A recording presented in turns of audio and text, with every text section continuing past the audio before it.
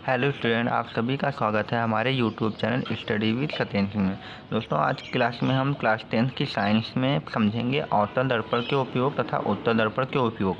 तो आइए वीडियो को स्टार्ट करते हैं और समझते हैं अवतल दर्पण के उपयोग। यह हमारे कॉम्पिटिटिव एग्जाम के लिए भी काफ़ी इंपॉर्टेंट रहते हैं, उसमें पूछे जाते हैं, तो आप सभी को अच्छे से याद रखना है। तो देखिए, अवतल दर्पण का पहला उपयोग क्या है। यहाँ पे लिखा हुआ है, अवतल दर्पण का पहला उपयोग अधिक फोकस दूरी तथा बड़े द्वारा का अवतल दर्पण। यानी जो अवतल दर्पण होना चाहिए वो बड़े द्वारा का, मतलब बहुत ही बड़ा होना चाहिए तथा फोकस दूरी भी उसकी ज़्यादा होनी चाहिए।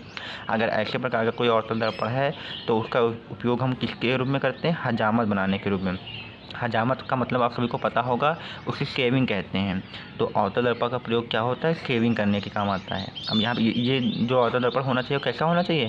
अधिक फोकस दूरी और तथा बड़ा द्वारक। अगर उसका द्वारक बड़ा होगा तो फोकस दूरी इसकी ऑटोमेटिक ज़्यादा हो जाएगी। तो ये इसका पहला उपयोग याद रखना है। दूसरा लिखा हुआ है, जो छोटे अवतल दर्पण, छोटे अवतल दर्पण यहाँ पे जिसका द्वारक क्या होना चाहिए? छोटा होना चाहिए। छोटे अवतल दर्पण द्वारा प्रकाश की किरणों को परावर्तित करके डॉक्टर आँख, दांत, गले इत्यादि का निरीक्षण करते हैं।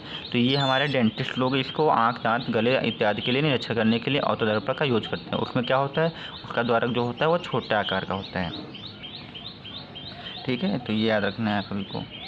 अगला हम पढ़ लेते हैं। यहाँ पे लिखा हुआ है, तीसरा पॉइंट है, टेबल लैंपों के शेडों में अवतल दर्पण लगाने से थोड़े स्थान को अधिक प्रकाशित किया जा सकता है। जो टेबल लैंपें होती हैं, आप लोगों ने देखा है, जो टेबल पर लैंप रखी होती हैं, अगर उनकी शेडों में, उनके साइड में अगर हम अवतल दर्पण लगा दें तो थोड़े से स्थान में भी हम अधिक प्रकाश एकत्रित कर सकते हैं।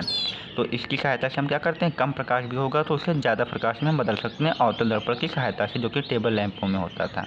तो ये थे हमारे अवतल दर्पण के उपयोग। अब आइए हम समझते हैं उत्तल दर्पण के उपयोग अपने।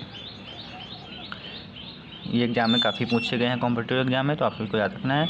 उत्तल दर्पण के उपयोग, पहला उपयोग यहाँ पे लिखा हुआ है, वाहनों में साइड मिरर के रूप में प्रयोग किया जाता है।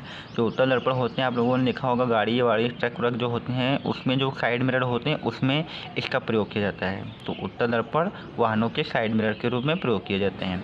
अगला याद रखना है, गाड़ियों व सड़कों पर लगे साइड लैंपों में इसका प्रयोग होता है। जो गाड़ियाँ होती हैं या जो सड़कें होती हैं उसमें जो लैंप यानी लाइट जो लगी होती हैं उनके रूप में इसका भी प्रयोग किया जाता है।